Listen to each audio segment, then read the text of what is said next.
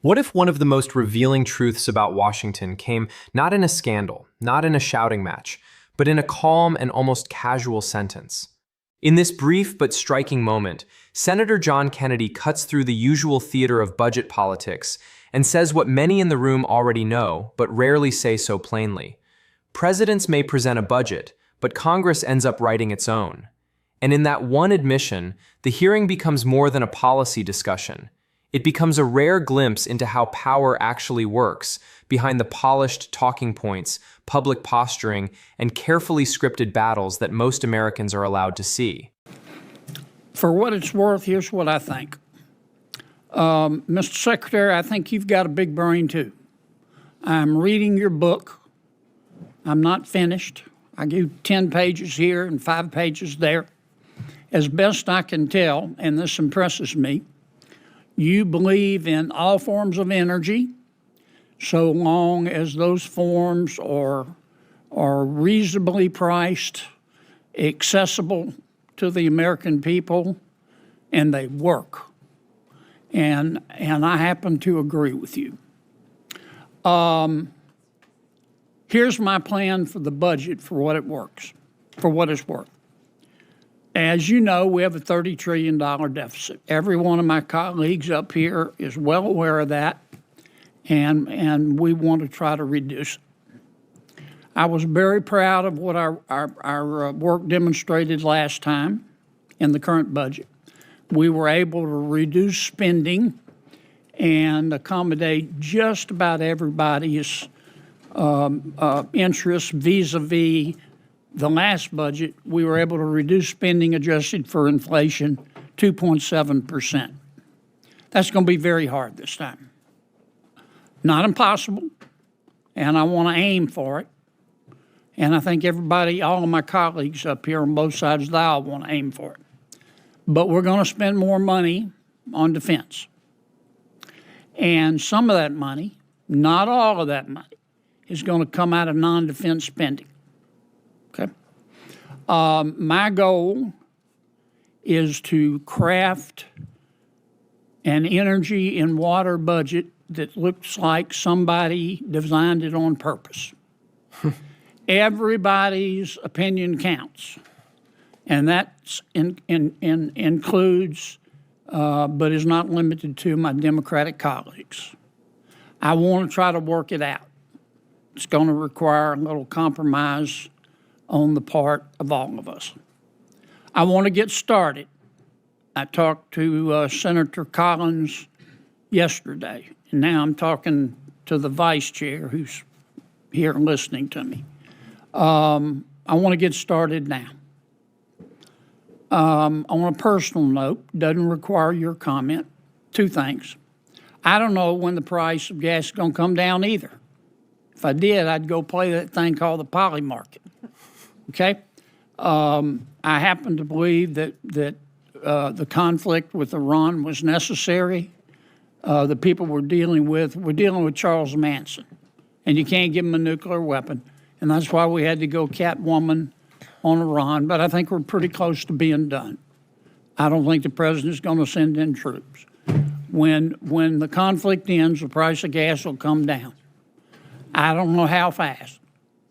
I don't know why it is. Probably has something to do with the traders. You folks would know that better than I do.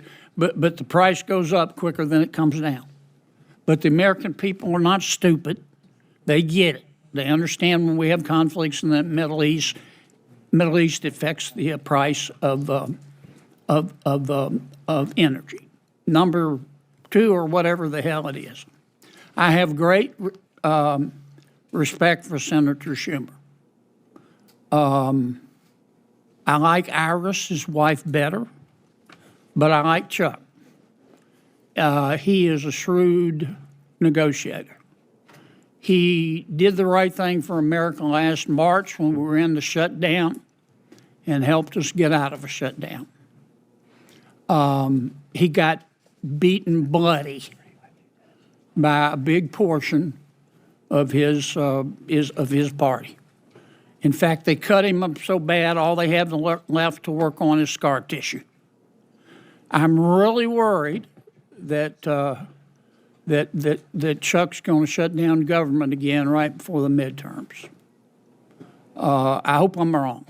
I hope my colleagues will talk to him and try to convince him that would be a bad thing to do. But I want to get ready for it. I don't want to stop our work on our budget. I want to go full speed ahead. But I deal with the world as it is, not as I want it to be. None of that requires comment. Okay?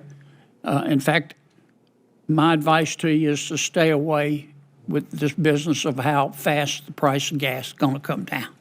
Okay, I don't want to get off on that tangent. The safest thing to say is soon. I'm going to save all my questions and let my colleagues talk. I'm going to turn to the esteemed Vice Chairman of the Appropriations Committee and turn it over to her. Mr. Chairman, or Mr. Secretary, I think you're one of President Trump's best appointments. And I'm very impressed with the team that you put together. And I hope you're all willing to serve a long, long, long time. I agree with my friend Senator Coons. I think we need to look ahead. But I would be remiss if I didn't say this. As I might have mentioned before, I used to have a beagle named Roger. Loved him to death. He passed after 15, got a lot of years with him. But Roger, like all the beagles, would run off. He was incorrigible. And sometimes he'd come back a roadkill. And he'd hide it under my back porch.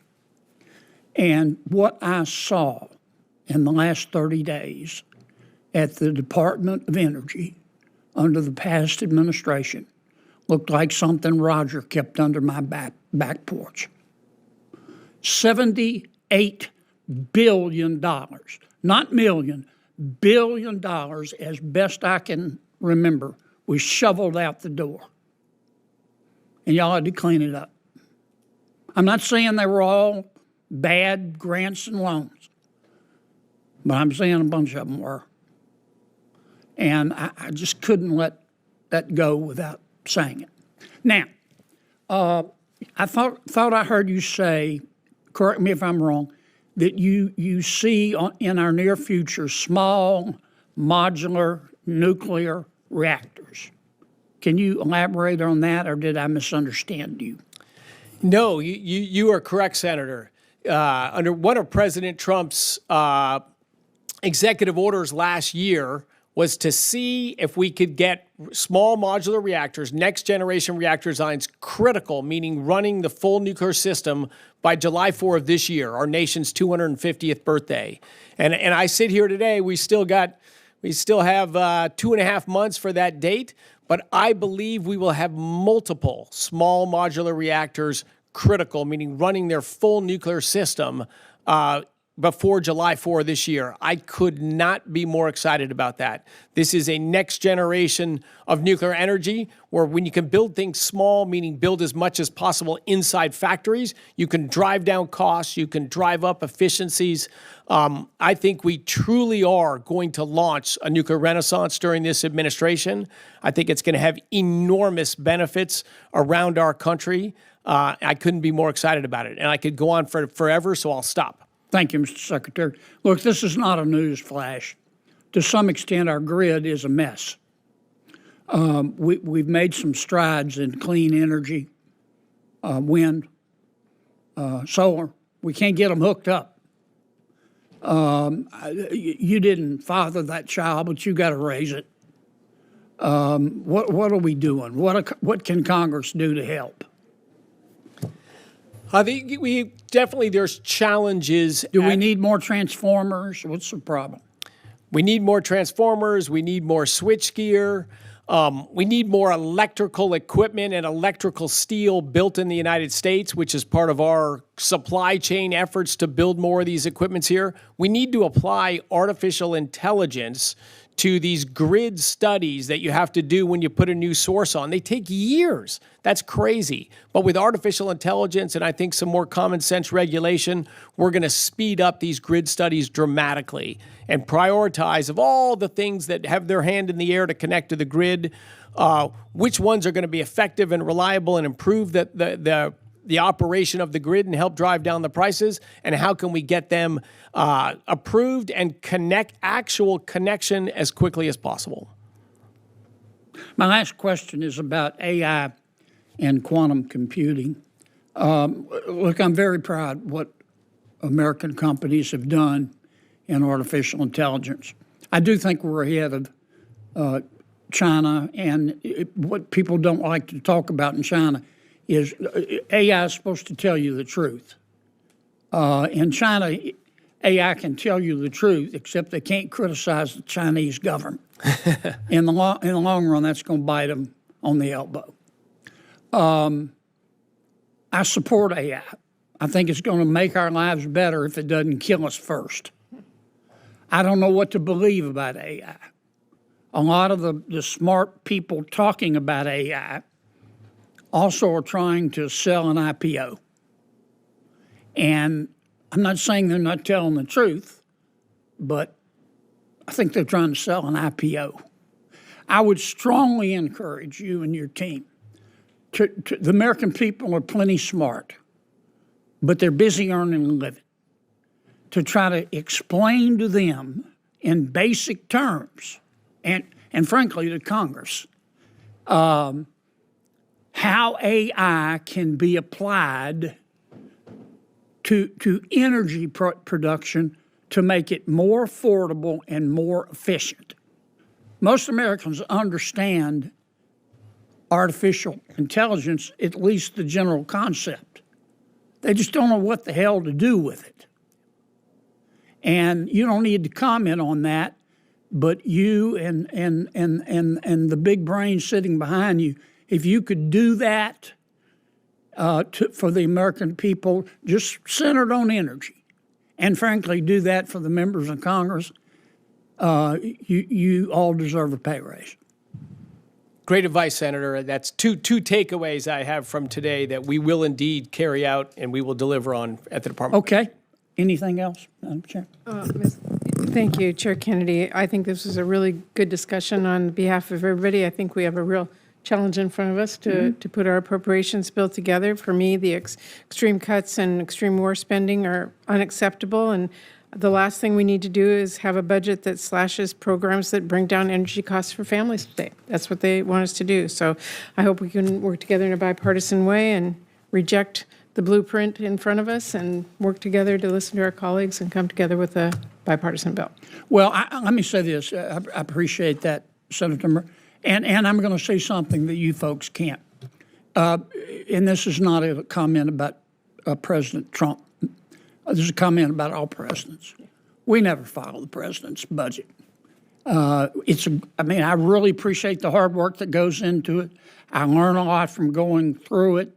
We adopt some of the ideas, but we end up doing our own budget. And that's the way it should be. And I hope we can work together and put something together that looks like somebody designed the thing on purpose. We did it last time, and I think we can do it this time. And I'm optimistic. And Melissa says I've got to read this into the record. Thank you.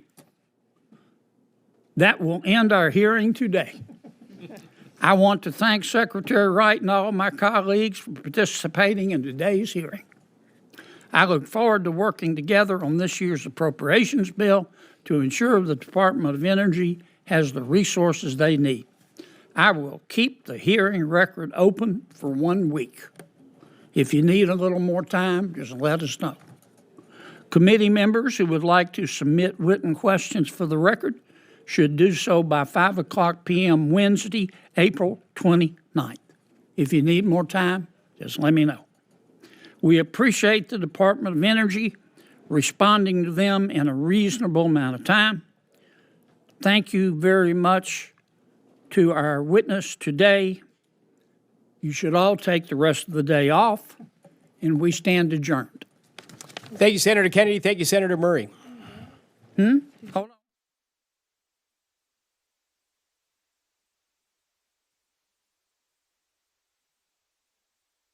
You can maybe go have a cocktail and then go back to the office. Okay. Thank you. Thank you all. By the end of this short exchange, the most important thing is not how loud the room was or how dramatic the confrontation became, because there really is no explosion here in the usual political sense. What makes this moment powerful is almost the opposite. It is quiet, controlled, nearly casual. And yet inside that calm delivery sits one of the clearest explanations of how Washington actually functions. Senator Patty Murray frames the stakes in familiar terms: extreme cuts, extreme war spending, and the need for a bipartisan appropriations process that does not simply follow a blueprint she sees as unacceptable. It sounds like what Americans expect from these hearings: conflict over priorities, party differences, warnings about what kind of government the budget will create. But then John Kennedy steps in and changes the texture of the moment completely. He says he's going to say something others in the room cannot, and with that, the clip shifts from ordinary hearing language into institutional honesty. He explains that Congress never really follows the president's budget. It studies it, learns from it, borrows from it, maybe adopts pieces of it, but in the end, lawmakers build their own. That single point gives this clip its documentary power, because it exposes something deeper than a partisan disagreement. It reveals the gap between how politics is presented to the public and how governing actually happens behind closed doors. Presidents release budgets with great ceremony. Parties react with outrage or support. The press treats the proposal as a major battle map. But Kennedy's line reminds viewers that these opening documents are often more symbolic than final. They are opening bids, political signals, ideological statements, not the finished architecture of government spending. And once the audience understands that, the whole budget conversation starts to look different. It becomes less about one dramatic announcement and more about the slower, messier, less glamorous machinery of negotiation. That is what makes this clip feel bigger than its runtime. In just a few seconds, it pulls the viewer behind the curtain. Kennedy's tone is especially important here. He does not present the statement as rebellion or outrage. He presents it as a basic truth of the institution. He even gives respect to the work that goes into a president's budget, saying he learns from going through it. That nuance matters, because the point is not that the budget is useless. The point is that it is not sovereign. It is not destiny. Congress remains its own force, with its own traditions, its own bargains, and its own authority to reshape what comes from the executive branch. And that is where the democratic tension lives. Americans often experience government as if power flows from one podium, one president, one national speech. But this clip quietly reminds us that power in Washington is fragmented by design. It is negotiated, delayed, diluted, redirected, and rewritten. That can be frustrating. It can also be the point, because a system built on checks and balances does not move in a straight line. It moves through friction. And Kennedy, in his blunt way, is describing that friction not as failure, but as process. There is another layer here that makes the moment surprisingly engaging. This is not only about constitutional design, it is about political performance. Publicly, every side wants to make its budget sound urgent, historic, and decisive. The White House wants its proposal treated as a statement of priorities. Congressional leaders want their resistance or support to look principled and consequential. The media wants conflict, but Kennedy strips all that down and says, in effect, the institution still does what institutions do. It absorbs the proposal, tears it apart, rearranges it, and produces something else. That kind of honesty is rare enough to feel almost disruptive, and viewers respond to that. Not because it is sensational in the usual sense, but because it feels real. It sounds like a truth from inside the machine. The line about hoping they can create something that looks like somebody designed the thing on purpose deepens that realism even further. It is funny, yes, but it is also revealing. Budgets are enormous moral documents. They tell a nation what it values, what it fears, what it funds, and what it is willing to leave exposed. But inside the legislative process, they can also become patched together products of compromise, timing, pressure, and competing demands. Kennedy's joke lands because it touches that exact frustration, the fear that spending plans can start to look less like strategy and more like accumulation, piece after piece, interest after interest, emergency after emergency. So when he says he hopes the final result looks intentional, the audience hears both humor and critique. And that double meaning is what gives a good documentary narration its hold. You are not just retelling a hearing, you are showing viewers the hidden meaning inside the language. Patty Murray's presence matters in this story too. Her comments about unacceptable cuts and war spending anchor the moral stakes of the budget fight. Without that, Kennedy's line might sound like a procedural aside. But because her warning comes first, his response lands in a more serious frame. The viewer understands that behind this process, talk are real consequences. Energy costs, federal priorities, the shape of public investment, and the question of whether bipartisan governance still has enough life in it to produce something coherent. So the clip is doing two things at once. On the surface, it is a polite committee exchange. Underneath, it is a compressed lesson in how national priorities are actually built. Not in one sweeping act, but through institutional tug-of-war. Even the ending helps the tone. After speaking bluntly about the budget process, Kennedy closes with optimism. He says they did it last time and thinks they can do it again. Then, as the hearing wraps, the room lightens and the chair jokingly tells everyone they should take the rest of the day off, maybe have a cocktail, and then go back to the office. That little closing note matters more than it first appears. It reinforces the culture of Washington as both serious and strangely casual, high stakes, and oddly routine. The future allocation of national resources is being debated, and yet the room still runs on habits, personalities, inside humor, and the rhythms of people who do this every day. That contrast is part of what keeps viewers watching. They are seeing the machinery of power, but not in a grand cinematic speech. They are seeing it in its natural habitat, procedural, dry, candid, and therefore believable.